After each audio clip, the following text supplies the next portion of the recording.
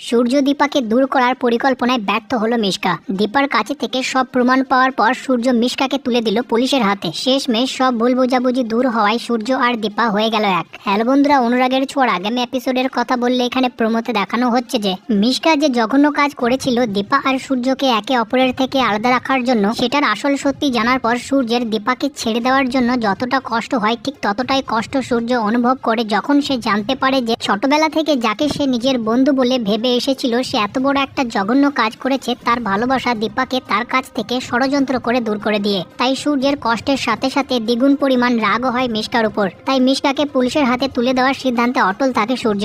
আর এক মুহূর্তের জন্য দেরি না করে পুলিশ ডেকে মিশকাকে পুলিশের হাতে তুলে দেয় আর বলে যে আমাকে তোর এই মুখটা কোনোদিনও দেখাবি না, আমি ভুলে যেতে চাই যে আমার তোর মতো কোনো বন্ধু ছিল। এবার আগামী দিনে এটা দেখার হবে যে দীপা আর সূর্যের লাইফ থেকে মিশকা নামক বিপদটা কি চিরদিনের জন্য চলে গেল, নাকি মিশকা খুব শীঘ্রই আবার নতুন কোনো সমস্যার সৃষ্টি করবে তাদের লাইফে। এই ভিডিওতে আপাতত এটুকুই। অনুরাগের ছোঁয়ার প্রতিদিনের আপডেটের জন্য সাবস্ক্রাইব করতে বলবেন। May I come in?